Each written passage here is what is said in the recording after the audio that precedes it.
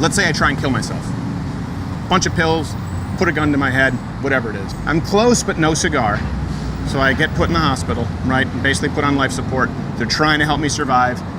And I don't make it, and just before I die from my suicide, I get COVID-19. Is that a COVID death?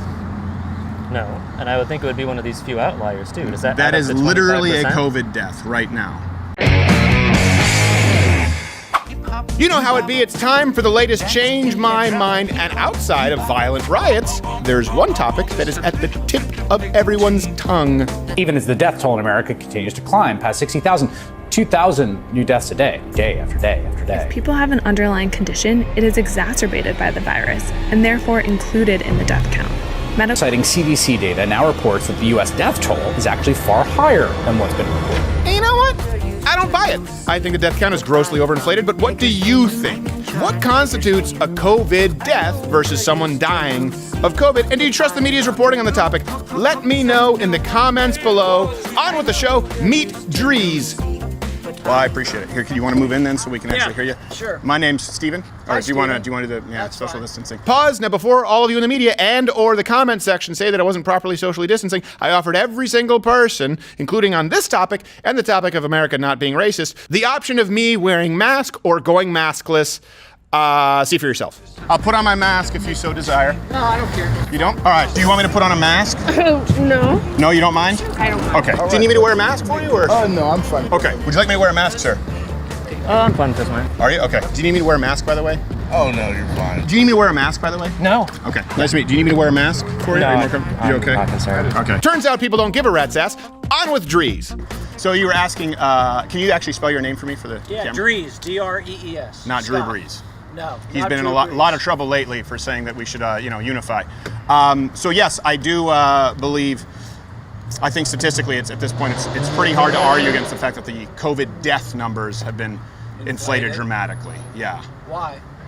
How do you come to that conclusion? I'm just curious. Sure. Well, I come to the conclusion from a few. Sorry, that fell. From a few numbers. Well, first off, let me ask you: Do you believe the current death totals that we have that's an accurate assessment? I have no idea. That's Okay. why I'm asking the question. Perfect. I don't know why you wouldn't think it is. I don't know why someone would lie about it. Well, I think there are a few reasons that someone might lie about it or might be dishonest regarding that, and that's number one. Let's start where there might be an incentive, and then the statistics that might bear it out. All right. Hospital right now gets significantly more revenue if they have a COVID patient versus a non-COVID patient. If they list a non-COVID patient, for example, they might get $5,000 in revenue in some kind of federal relief, United States government relief. They might get up to $13,000 if it's a COVID patient. Now, I understand there are experts who've been on both sides. Is there a DRG code for COVID? Yeah. There's a diagnosis-related group code. Yeah, there for was. My COVID. wife was just in the hospital, and Okay, they were interesting. asking her about it. Yeah. Interesting. As far as I understand, I don't know necessarily if it's a DRG code or a separate code, but my wife just came out of the hospital with GBS. Because that's how and you it was do a big deal. It's a DRG code Yeah. if you're in a hospital. Well, then that would be it. I 'cause know they a had lot place about to film. hospitals. Go ahead. Great. So I do tend to agree with Dr. Burks that it's inflated up to about 25%. Specifically, at least 25%. And let me present to you why I think that's the case. In New York, are you aware of how many of the COVID deaths are actually just not tested at all? No idea. 25%. Okay. No testing at all. In Colorado recently, they said, well, hold on a second, we need to get some more accurate data here because, as you know, listen, there's a lot of data that comes in, and I do reserve the right to change my mind because data does change, especially in a pandemic. And there's a lot of deaths. Right. There have been a significant amount of deaths. Are you telling me in that- Colorado, Okay, go in ahead. Colorado, they decided to finally differentiate between deaths from COVID and deaths with COVID because, like New York, every single death where COVID was found in the system was being counted as a COVID death. Correct. So they said, we're going to differentiate that. That makes sense. The death total came down by, and they're the first state that did that, Colorado. Colorado. The death They're state usually was pretty reduced by progressive. how much, do you guess? I don't know, 25%. 25%. Every single death from nursing homes in the last several months, every single death, regardless of a test or not, has been listed as a COVID death in the United States. 25% of all deaths in any given month in the United States come from nursing homes. So when you look at all those numbers in tandem, and you see how every death, or in most states certainly, except for states like Colorado, death with COVID in the system is being counted. And as we revise those numbers, there seems to be good reason for experts like Dr. Burks, and I mean, there are several experts on all sides, obviously. We had experts who said we would have 2 million deaths from the Imperial College in London, and Neil Ferguson, I believe, had to resign. I think there's a pretty strong case to be made at this point that the death totals, which are the most reliable indicator we have, have been inflated. So let me ask you a question. How would you confirm? Would you mind moving in a little bit? Sure. 'Cause I don't think anyone After can a hear. death, how would you confirm that it was COVID? Do you do an autopsy? What do you do? Yeah. Well, we should at least do that. No. At least what, do something. what is done? Well, right now it's just a COVID test. So in other words, if it comes up positive for COVID, period, it's a COVID death. Let me ask you this: do you believe that George Floyd had COVID in his system? Do you believe he died from COVID? No. Okay. Neither do I. Right. And a mere few weeks ago, that certainly would have been registered as a COVID death.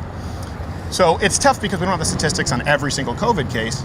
But here in Texas, actually, a good So- example. Are you aware of the first COVID death in Texas? No.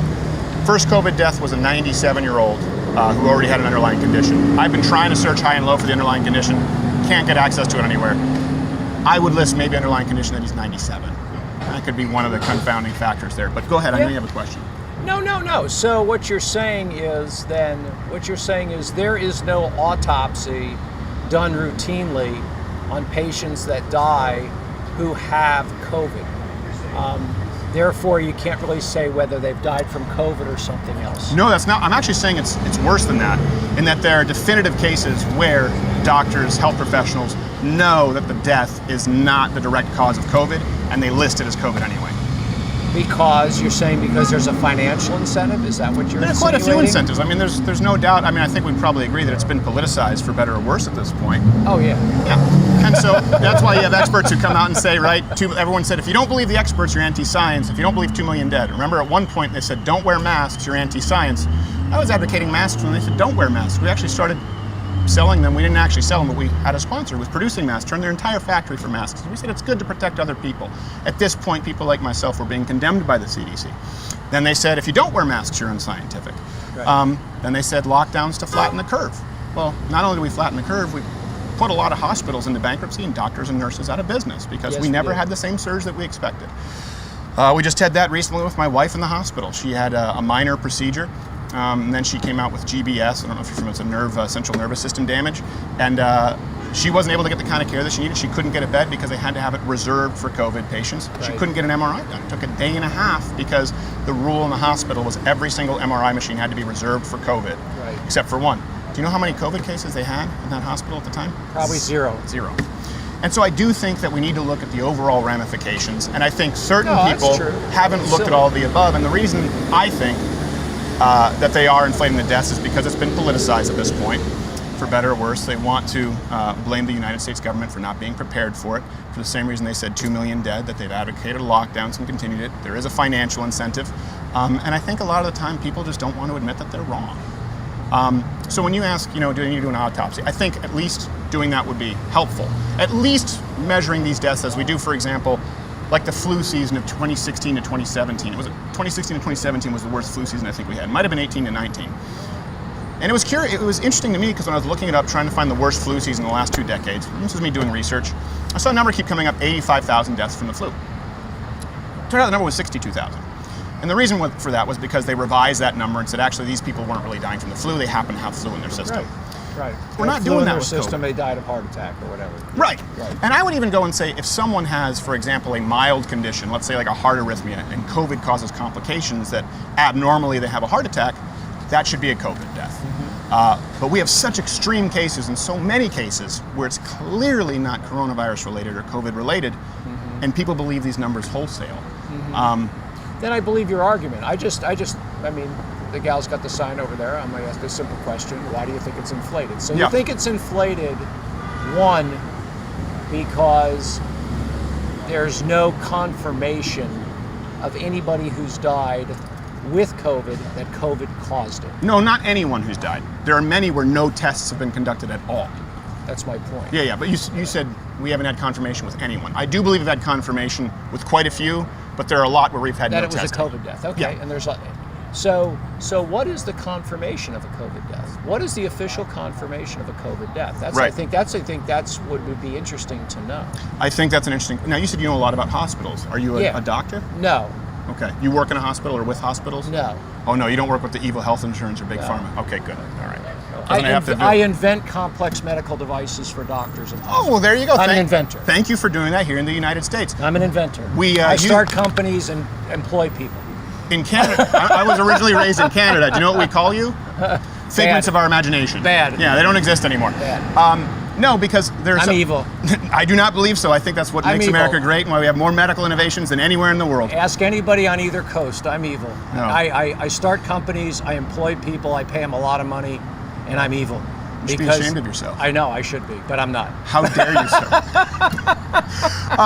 No, I think, what is the standard, for example, that we use in determining a flu death? I don't know. Okay. That's a good question. Yeah. I don't know, because that could also be misconstrued by a lot. But we do have a standard. And we do have a season, right?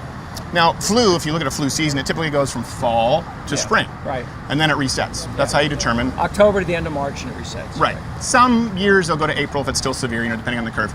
It depends where you live. Why right now is the ticker, when you watch CNN, still going with the same season, even though we're coming up in July soon? Is that comparable to the flu? Well, not yes and no, because at least in my ignorance, they're saying that weather is not really an issue with this COVID virus. I have no idea whether that's true or not, because we told a lot of other things that they backpedaled on. Right. 60 days after they told us something. Yeah. So I have no idea whether that's true or not, but if you believe that it is not weather related, then there really shouldn't be a cutoff on it. Isn't that interesting? I think kind of what we're talking about. But I don't know, because again, nothing.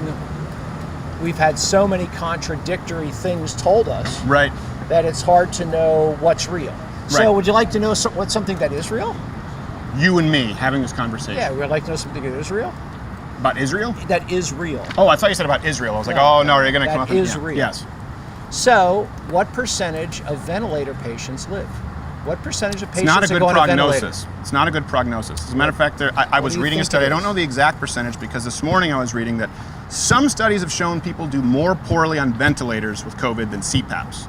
And then I read a conflicting study. So I would actually be interested if you have a tiebreaker there.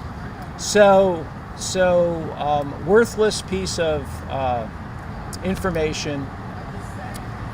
I was watching some show, and they actually had someone on who was quasi-intelligent. He was the CEO of Norwest Health, which is the largest healthcare system in New York, Right. Queens, Long Island. Hospitals like Long Island Jewish are all members of that chain. And he said off the cuff, oh, by the way, I'm not sure why everybody is so worked up about how many ventilators we have. Like, okay, this is back when we had to have 2 billion ventilators, right? Right. Well, For every city. 40,000. For every city. And right. that's a good example of where it was politicized. They said, look, Donald Trump is not sending the ventilators. They topped out at needing about 4,000, and they had more than enough in the Federal That's Reserve. my point. Yeah. So, but he said, everybody knows that only 15% of the people put on a ventilator live. Right. And the news program I'm watching didn't even listen. They went right over it. I'm like, wait a second. 1 out of every 8 people on a ventilator live? That means 7 out of 8 die. Right. Okay. So, I thought it was an interesting factoid from one healthcare system that's Right. very large that had a shitload of COVID in it. Right. Which was Long Island, Queens, and Manhattan. And that's where their hospitals are, right? Right. So I call a friend of mine. A friend of mine is one of the department heads at the Brigham and Women's Hospital in Boston.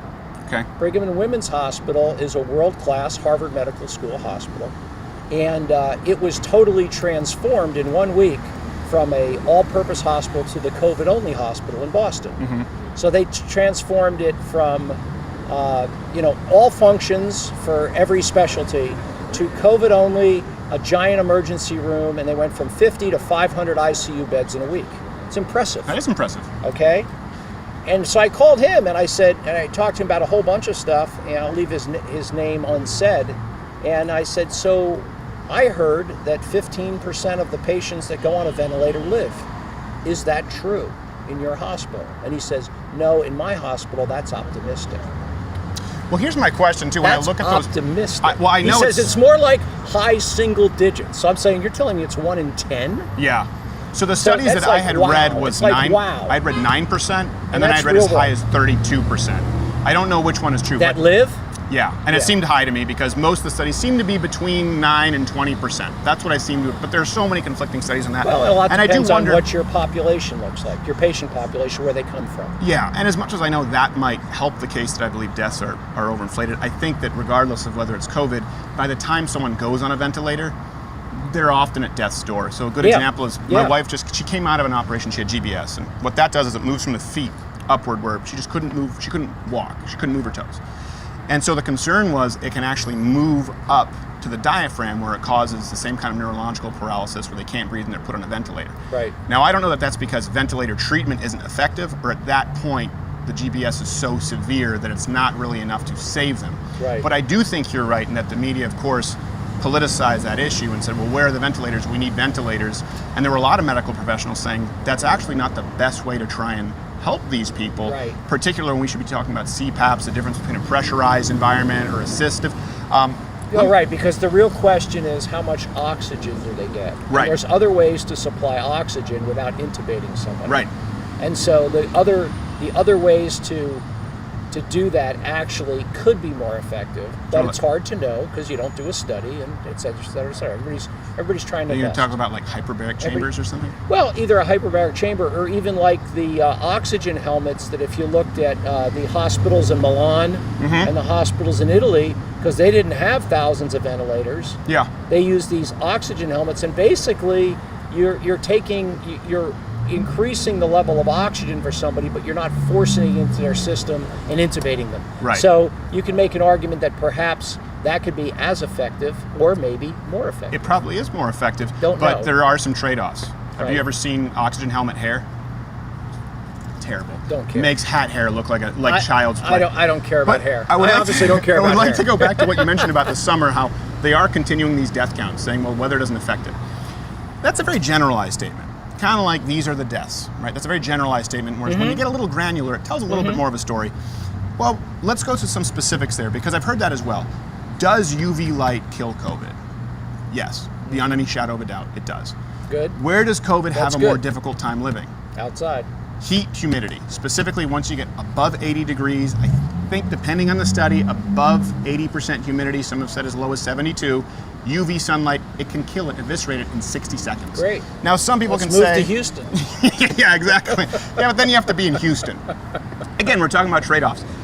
Final thing then, I think we found quite a bit of comment. I'm glad you sat down. No, because I just thought it was an interesting question. I hadn't really thought about it. Well, don't you? So- The issue is when you have people whose livelihoods have been shut down based on a number that is at the very least unverifiable, and I would argue verifiably false. Let's go to a specific. Do you think, for example, and I know that you probably agree with me on this, but some people have not. If I try to kill myself, okay, let's say I put a shotgun in my head, I take a bottle of pills, I don't know, I stab myself. Some people have done it. It's rare, not the easiest way to go. And I'm close to killing myself, but not entirely successful. And I go to the hospital. And then at that point, obviously they have me, let's say, in a ventilator. They're trying to keep me alive. I happen to contract coronavirus, COVID, right before I die. Do you believe that should be listed as a COVID death? No.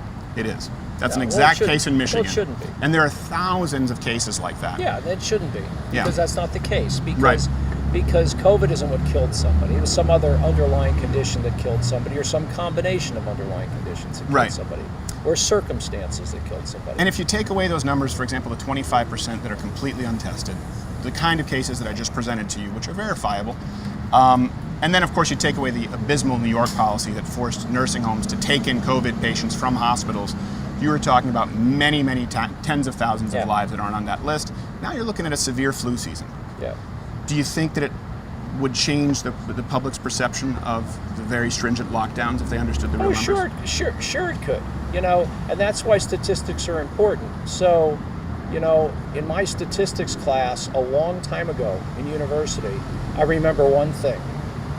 My professor told me, just remember this one thing and you'll pass I think statistics I know what you're about to forever. say. Statistics don't lie, liars use statistics. So you got to be really careful when you listen to statistics from people to make sure you really know what they're measuring. Yeah, I think you're absolutely right. And that's what basically you're saying, and that makes sense. What you're saying makes sense. I appreciate you sitting down. Dries? Yeah. Unique name. I appreciate it. Thank you very much, brother. Yeah, It's yeah. been really What's your helpful. name? Steven. Steven? Sorry, how rude of me. I didn't give you my name. I was overeating. That's all right. It's nice to meet you. Nice meeting you, sir. I enjoy I enjoy debate. Yeah. The, Well, it doesn't seem like we were really debating about a whole no, lot. it's just but- most people can't debate anymore. Most people can't even have a discussion with each other because Right. they get all goofy. And people are afraid to think, and people are afraid to speak their mind. Well, that's what the change my Which mind is a shame. is. Which is a shame. It is a shame. It's a shame, and what we just did. This is what we've done for years, and we have been chased out of campus, shouted down. I've been referred to as a neo-Nazi.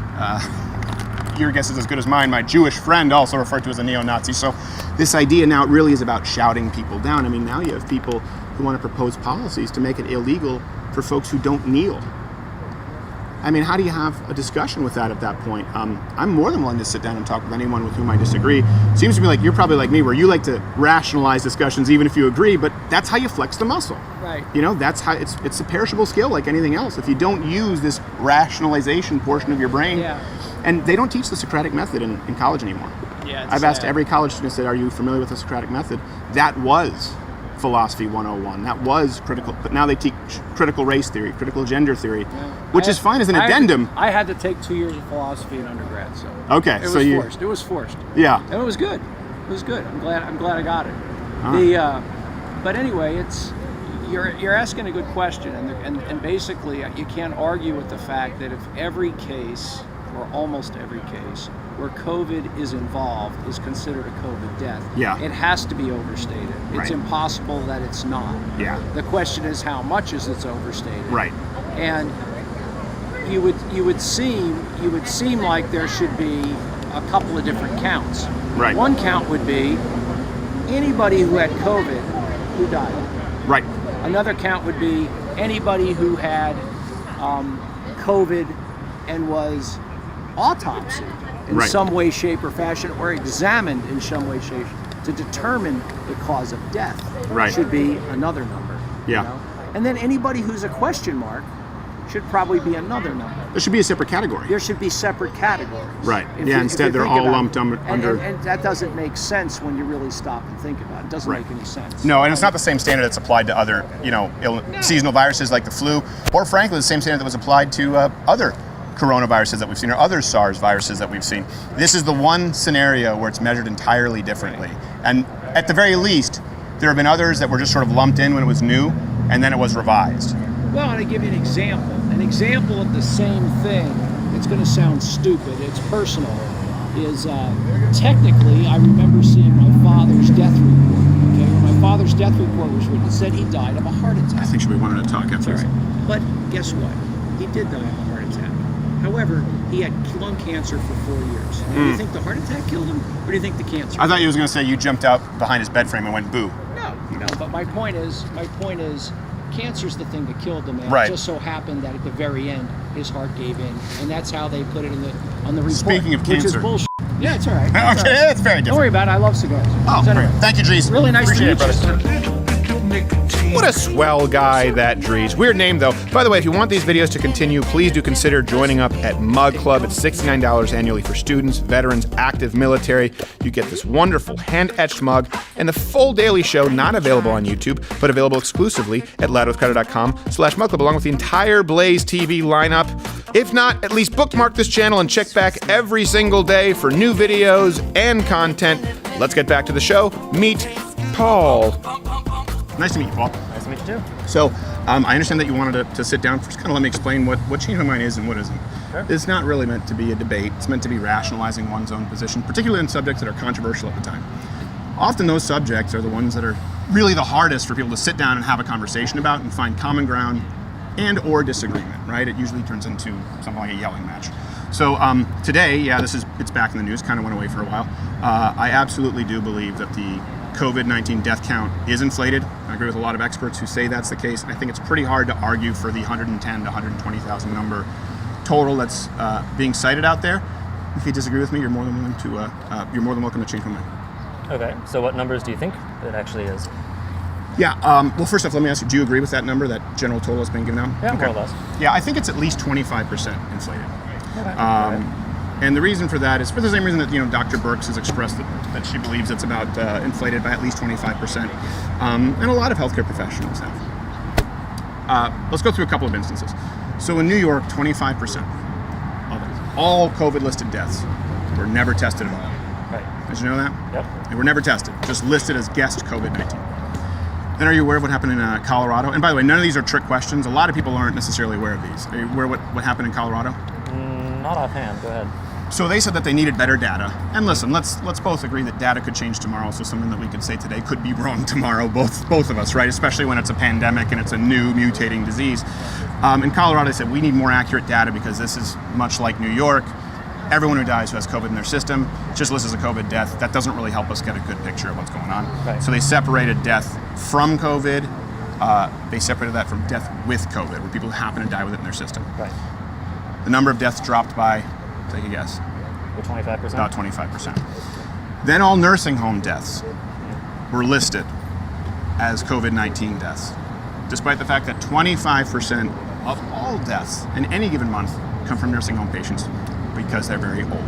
Right. And again, that removes 25%.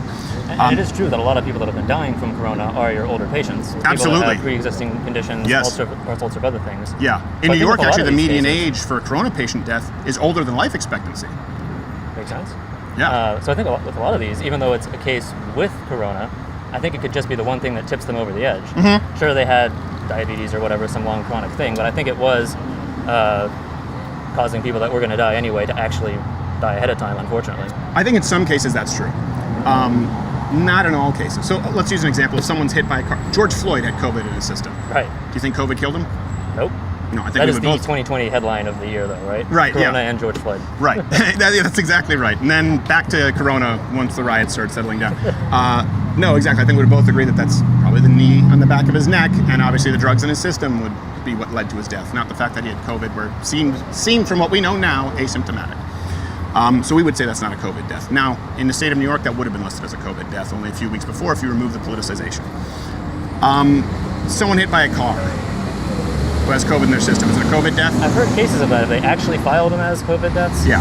Let me give you a very specific, let me use another hypothetical, because I think this matters when you look at these numbers. Let's say I try and kill myself. Bunch of pills, put a gun to my head, whatever it is. Take a very effective method of attempting suicide. I'm close, but no cigar. So I get put in the hospital, right? And basically put on life support. They're trying to help me survive. And I don't make it, and just before I die from my suicide, I get COVID-19. Is that a COVID death? No. And I would think it would be one of these few outliers, too. Does that That add up is to literally a 25%? COVID death right now. But would that add up to 25%? Well, it's tough to know because 25% of the deaths are never tested. So here's what we do know. 25% of the deaths are never tested. Anywhere we've said, let's separate that from death with COVID, we remove 25% off the bat. Anytime we look at a lot of these individual cases where we see these people who died with COVID, there are a lot of complications. Texas, I don't know if you're a Texas native, if you're California yourself. Yep. The first Texas COVID death, do you know what it was? The first one registered as a COVID death. Not offhand, actually. And it's not a trick question because I was surprised. How old do you think the guy was? I don't know, 60. 97 years old with a severe underlying condition. And I couldn't find the exact underlying condition because I don't necessarily have access to all the medical reports. I would think that one of the underlying conditions is being 97. That'll do it. So when you look at the numbers and you say this reduces it by 25%, the average age of COVID patient death is older than life expectancy in states like New York. And for example, in New York, there was a policy where nursing homes had to take in, this COVID patients, which, listen, while the last gentleman was talking about compassion, that to me is just an absolute nightmare. It's a buzzsaw where you take nursing homes and force them to take in sick patients from the hospital that should be equipped to deal with them to a nursing home where they're not able to deal with them. We know that they are most at risk. If you take away just those, just the ones that aren't tested, just the litmus tests that are used like in Colorado, and just the old folks home deaths in New York, you've reduced that number by many, many, many tens of thousands. And I think that matters because that might, now you're at a severe flu season. And Yeah. considering the economic damage, I mean, There's it's been greater reach than from it's this. been by any other flu that we've seen. I think the 2017 was like 80,000. it was 85,000 and they reduced it. They reduced it because, again, they reviewed those deaths, which they haven't done with COVID. That's something else that's interesting to me. Flu season is what? 3 or 4 months. Right, 17. typically, yeah. It's something like, depends who you ask, somewhere between like October or November through March or April, right? Right. And then that's the year, you just cited the year 2016, 2017? Yeah, So you- 2017. Okay, so you mean 2016, 2017 from that season, right? Right. What happens after that season? What turns it into 2017, 2018? It resets. Right. We're still counting the same COVID deaths to the total from, Well, but we haven't even Last done season. a full year, right? but it would be from that season. would be from that seasonal flu, right? You would have it from January through, now we're going into July. Right. Yeah. So shouldn't that reset It's very getting similarly to the flu? comparable, I'd say so, but yeah, I mean, okay, let's say it's about 6 months for each. It's about comparable now. People were saying, oh, Sure. back when it was like 50,000 deaths, oh, it's way less than the regular flu, nothing to worry about. Now I think we're at a point now where we do have a bit more data. It'll be interesting to see when we actually go into next fall, when we get I agree with the you. second wave, and then we will be able to compare a full season of flu to corona. Well, I don't think it should be added to the same total, because right now, like you said, we're already through 6 months. It should reset, right? If we're going to apply it to standard flu deaths. Now, let me ask you this, because I agree with you. We do have more data. Now, I do think if you reduce it by I'm saying at least 25%, right? And I think we both agreed that those should not be counted as COVID deaths. The ones that I mentioned, the attempted suicide, being hit by a car, Sure, I don't maybe know a if it would come up to- 97-year-old who's in hospice. So we need to be. He'd be cuspy. I think the suicides and stuff would be good, but I don't know if they'd be 25%, maybe 5 or 10. Well, 25% aren't tested at all. So we don't know at all about those 25%. And of the remaining ones where we do have reports, there are a lot of cases like this, right? Right, and of those other ones too, there's the opposite. Oops, sorry, that's no problem. Where they had some sort of symptoms, heart failure, lung, pneumonia, that sort of thing, but they didn't get tested. So Correct. it could have been the other way around, where they did have corona. We just figured it was a regular. It's very unlikely. And let Yeah, me explain they it are sampling it more towards the side of. Would we agree that's because I just had a wife who was in the hospital for a long, and the very first thing they did was test her for COVID and meet a visitor. So would we both agree that if someone is going into the hospital, really at any point this year, they are far more likely to be immediately tested for COVID than for pneumonia? Yeah, probably true. So I think we would both agree that if you're going to weigh that, the scales would tip in the balance of they're over testing for corona. That's why we have more cases now, even though deaths are going down, right? Cases are going up, but deaths are going down. So I do agree with you that we have more data.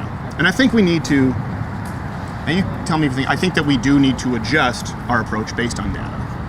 Okay. I think that's important. Yeah. In other words, I don't think that we should stay as many governors, from my home state of Michigan, in perpetual lockdown if the data shows that, well, actually it's not a 3 or 4 or 7% death rate, it's a 0.3% death rate as we know now. Right? I think we need to adapt. Would we agree with that? Yeah, I think I'm at the point now. When it first started, I was freaking out. I'm like, oh man, this is gonna be a big fat apocalypse. And part of that was China, and I really think China has undercounted their deaths. Yeah, they need to be held accountable. Because they're saying that they're at like 80,000 cases and like 4,000 deaths. Nowhere else in the world. Yeah, and it did like a exponential and then nothing. Right. So I'm sure that theirs are underinflated. Cooking the books a little bit. And that's what made me freak out. I'm like, well, if China's going to shut down their whole economy and they don't shut down their economy for anything, this is going to be really bad. But it looks like now that we've had some time to look at the data, it's not quite bad. Right. I would say it's more than a regular flu. Yes. I definitely say if you look at like the total mortality charts, which just like add up everyone that's died, that's gone up significantly. So it's definitely had an impact on people dying. Yes. It's definitely had an impact on people dying. I just think that we need to be honest about the numbers, and the American public aren't necessarily, most Americans, you're more informed than many of them, they're not aware that the 25% of deaths aren't counted at all. They're not aware that states that finally said death from COVID and death with COVID, when we separated 25% reduction, many of them aren't even aware that probably the foremost health expert on this topic, Dr. Birx, along with Dr. Fauci, and again, it shows us that experts can disagree, right, that she thinks it's 25% overcounted. Now, I do agree with you that it's more severe than the normal flu. The statistics that we see, though, what's interesting to me is that it's actually not any more dangerous, not significantly more dangerous than the normal flu for young people, but significantly more dangerous for old people. Well, now let me ask you this, because remember the initial reports, right? The reason for all of this pandemonium was the Imperial College of London study, right? Neil Ferguson. Right. And you remember what they predicted, how many people dead? Like 2 million or something? Yeah, it was like 2 million, a 7% death rate, remember? Right. Now, the people who were skeptics said, I think this will be a more severe flu, which has a death rate of 0.1 to 0. Depending on the year, right? Where we had a really bad flu year of 85,000, right? So 2 million, that was the number we used for the lockdown, versus the anti-science skeptics who said, I think it'll be closer to the flu. On that scale, where are we? Do we have a disease that's closer to the anti-science skeptics, as they were called, or closer to the experts who said 2 million? Yeah, so like on a 1 to 10, with 10 being the 2 million and 1 being nothing, I'd say 3 or 4. So it's different. Maybe even less, it'd be a 2. Oh, maybe. Yeah, especially if you reduce to 25%. But let's even take that number, 85,000, like you said, 80,000 deaths from a really bad flu season.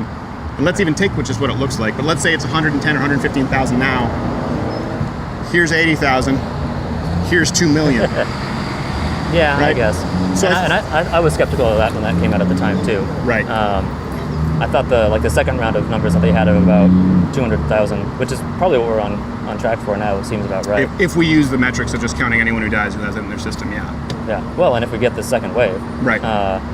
we'll see. Well, probably about this weekend when it goes, 2 to 3 weeks from when all these protests have been starting. You think that might have an impact? Oh yeah. Why do you think the media has been blaming it on Memorial Day and not the protests? Not Because the riots. Right. They can't admit that it's been the riots that have been spreading it. I think we would agree on that. So that'll be interesting, especially around here. Like Dallas had those big riots the first Deep weekend. Ellum was trashed. Yeah. Completely trashed. So we'll see pretty soon here what's going to happen. And of course, before that, Texas started undoing the lockdown. Right. I mean, as for me, I think we shouldn't have gone into. Well, it depends on the state. I think Dallas was okay, but or Texas was okay. Maybe, I don't know. I'm very mixed on the lockdown thing. I'm of the opinion that I think people should be able to go out and do whatever they want to do, but it's not going to be my problem when they get sick. I understand. Well, then you must be against some kind of a socialized healthcare system. Yeah. Okay. Yep. So there you go. So more libertarian. I understand that approach, yeah. And I think that it's important to note that states that have had lockdowns haven't fared better than states that haven't had lockdowns. And that being said, I'm not saying that lockdowns don't work, but it's very clear that you cannot definitively say lockdowns work. Because there are a bunch of confounding factors, like in New York, for example, the horrible policy of old folks' homes. Right. Michigan was, almost all of them were coming from Wayne County and Detroit. You have places in northern Michigan that don't have a single active case, and they're on complete lockdown. Yep. And let me ask you this, when I said the numbers, do you think that maybe after leaving this table, though, you might look into the numbers a little bit, and maybe the number that we're given, at the very least, you might say, well, that's the highest number we probably can possibly have, and there's a strong likelihood that it's lower than what we're being given. That's really what I'm saying. I think the big thing for me would be the suicides and other things that somehow got counted. That's exactly what I was going to go to next. You have to take those into account, right? Is there an actual aggregate source of that? Because I've seen one-off stories. But I haven't found anything definitive. I have seen, depending on the state, where you can find some studies that say suicides have multiplied by 5 times. You can find some that say That's what happens when everyone loses their jobs and they're stuck at home. Right.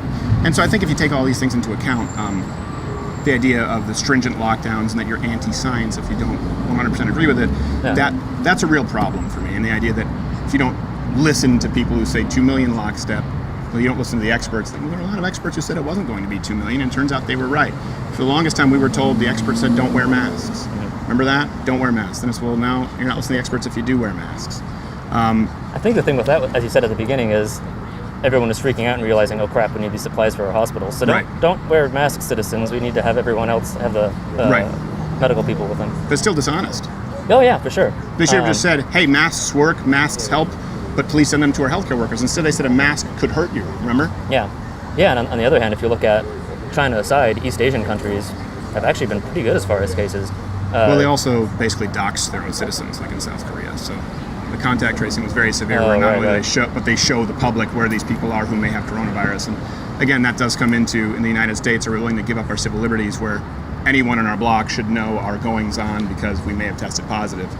I'm not willing to give up that liberty for a disease that, again, I believe is being dramatically overcounted as far as death totals. Yeah, that gets pretty dicey pretty quickly. Yeah.